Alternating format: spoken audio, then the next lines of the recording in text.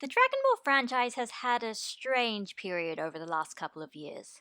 After the critical and commercial success of 2018's Dragon Ball Super Broly, the animated side of new Dragon Ball stories went silent for quite a few years before revealing the new movie for 2022, Dragon Ball Super Super Hero. From what I could see, the reaction to its announcement from Dragon Ball fans was rather mixed. While it seemed to be doing some interesting things, almost everything about it seemed as far removed aesthetically and plot wise from Broly as physically possible. But for someone like me, who was perhaps in the minority of Dragon Ball fans who wasn't interested in Broly and never fully warmed up to it even after watching it, I came into this film with a mixture of excitement and skepticism. It seemed so different to the last movie, trying so many things that felt comparatively niche. I was worried it either wouldn't come together in the end or just wouldn't end up being what it was advertised as. But after seeing it twice and looking at other critiques of it, my worries ended up being unfounded. Dragon Ball Super Superhero is my favorite Dragon Ball movie. With everything it had going for it, it was probably going to be my favorite movie anyway for purely subjective reasons. It wasn't focused entirely on Goku and Vegeta. It had a bigger focus on slice of life. Gohan was fighting in it as an actual selling point. But once I got to see it, I was also genuinely impressed by how solid of a movie it actually was. The marketing for this film felt a lot more low key compared to previous films, and I wondered if that was because perhaps the movie itself didn't have enough they were actually proud enough to show off. But thankfully, when I got to watch it, it never felt like that was the case. The aspect about the movie that probably impressed me the most was how solid the script was. The previous Dragon Ball movies have been fine for what they are, but looking deeper into them often makes you realize just how bare bones the scripts for them really are. The modern ones tend to follow the same formula. They introduce the new character, explain why they're going to be the villains, show what the heroes are currently doing, and then when they meet, the rest of the script can basically be summarized by, and then they fight. The details of what happened in the fight aren't particularly important. They just keep beating at each other with different forms until one of them eventually stops moving. We even have actual evidence that some of the scripts literally look like this. For the release of Resurrection F, they sold a book that was essentially Toriyama's script for the movie, and in there aren't any details written down during a lot of the fight scenes. During the 1,000 Frieza soldiers, all that's there is basically the basic power comparisons of some of the characters, some mid-battle quips between them, and Toriyama telling the animators to do their best to make the fights look cool. That's, like, it. And that probably explains why the fights themselves and the stories of the fights themselves have felt so bare bones at times. But superheroes' fights are honestly not like that. Between Gamma 1, Gamma 2, Gohan, Piccolo, Cell Max, the members of the Red Ribbon Army, and the other members of the supporting cast, there are things constantly happening and changing during the fights, and it feels like they'll have a genuine cause and effect relationship on how the fight will progress next. You really can't summarize the action of this movie by saying, and then they fight. There's just too many moving parts that relate to each other all the way up to the finale. It makes it feel like it's more of an actual story rather than a series of disconnected fight scenes, and that makes it so much more memorable compared to other Dragon Ball movies. The other thing I was really impressed with about the script was its attention to detail, both within itself and the ongoing continuity of the series. Every plot element, character motivation, and personality in this film feels like it makes sense. I never felt like there were any glaring omissions in logic that forced me to try and think of an explanation. And for the few things that didn't make sense initially, the story would actually go out of its way to justify it using the logic of the series. Any question it feels like the audience might have, the characters go out of their way to casually explain.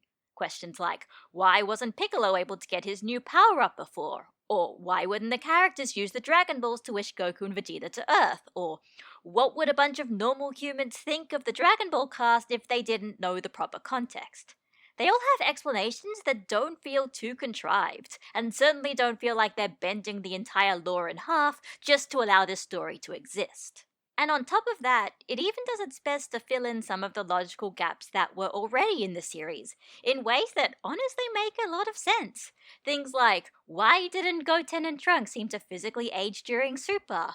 Why was Gohan using Super Saiyan sometimes and then Ultimate other times? And even, why does Gohan actually wear glasses when he seems to fight just fine without them? Questions that nobody was necessarily dying for an answer to, and yet it manages to incorporate them in reasonable answers while still keeping the pace fast and entertaining. Speaking of entertainment, one of the best things about the fact that they went full CGI for this movie was just how much detail they were able to cram into this movie, for both the fight scenes and especially the gags. There are so many scenes where characters are moving in the background, having a conversation, or just goofing off if you happen to be paying attention. It feels like a story with several layers in it, and it feels like that was only possible because it was CGI. I was, like everyone else, worried that Toei wasn't experienced enough with CG to make a product that consistently looked and moved well enough to never take me out of the action, but my fears were mostly for nothing. There was never a point in the film where I felt like they could have done this scene much better if it was in 2D. I was too busy genuinely enjoying myself with the plot and the animation to even have those thoughts in the first place. I think that's probably enough about the objective parts of the movie's quality, so let's get to the subjective stuff. The stuff that particularly got me interested, even if it might not be the same for you. First of all, I'm still gobsmacked that they really did make and release a theatrical movie about the supporting cast members having a struggle and overcoming it without Goku and Vegeta's help. It's something that fans have asked for years, and the fact that it's never happened in recent years made me think that just perhaps a story like that wouldn't work in reality, or it would be too divorced from what makes Dragon Ball sell to feasibly be financially successful. But nope, they made it and it did sell tickets. The fact it's out there in the open feels like this could be the first step for future Dragon Ball content that's willing to take more risks in terms of marketability for the sake of diversifying the kinds of stories they're able to tell. Nothing feels off limits anymore, and that just opens so many opportunities. Second, I'm honestly really impressed with Cell Max. I think it was just the right blend of nostalgia while being logical enough and doing enough of its own thing to not just feel like a blatant cash grab. Because if you're going to bring a past villain for a throwback, Cell is one of them that actually makes the most sense. He's an artificial creation. Of course, he could just be replicated by the people who were involved in his creation in the first place.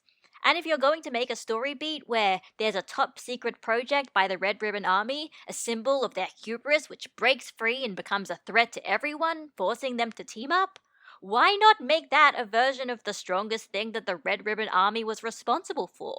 Add in some kaiju fight scenes, some inspiration from Second Form Cell, and the vocal performance being more intimidating than it had any right to, and it feels distinct from the original in a way where I think it's acceptable. This didn't just feel like a returning villain for the sake of a returning villain. It felt like they were quite clever with how they used him. And let's just talk about the ending, shall we? As a Gohan fan, of course I'd enjoy the ending, but I think what especially got me was how they treated Gohan as a character and a fighter in this. His role here, of managing a power after Piccolo puts his faith in him, that gives off a vibe of awe rather than badass, feels like a throwback to some of the very first Dragon Ball Z movies, where it was him and his surprising and somewhat unknowable power that ultimately saved the day when the characters needed it most.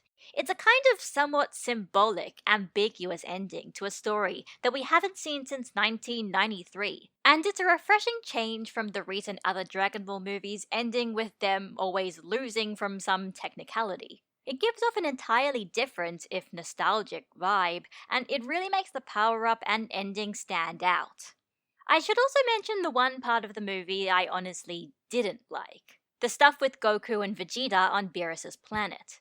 Not necessarily because it breaks the pace of the film, or perhaps that it goes on for longer than it needs to get the story across. My problem is I just didn't like what they did with the characters this film. They had this whole plot about Vegeta trying to get stronger by meditating and trying to control his power better, while Goku doesn't really understand him or think that what Vegeta's doing could be helpful at all. I'm not against Vegeta trying to train and get stronger his own way, but it felt like in this movie they could only do that at the expense of making Goku look dumber and ignorant on the ways of fighting, which doesn't feel like his character at all. This is something that's happened now and then during Dragon Ball Super, and it's one of the reasons I dislike how they write the Goku and Vegeta rivalry in modern material.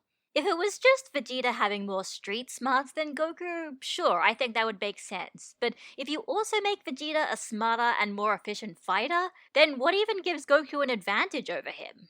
There's a lot more little things I could probably mention, but then I might be here all day, and I think I've gone over the main points, so let's just say that's all I have for now.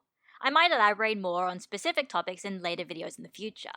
But for now, I think Dragon Ball Super Superhero was a wonderful ride filled with compelling characters, fun writing, cool action scenes, and just enough nostalgic throwbacks to please old time fans. I really don't think I need anything more.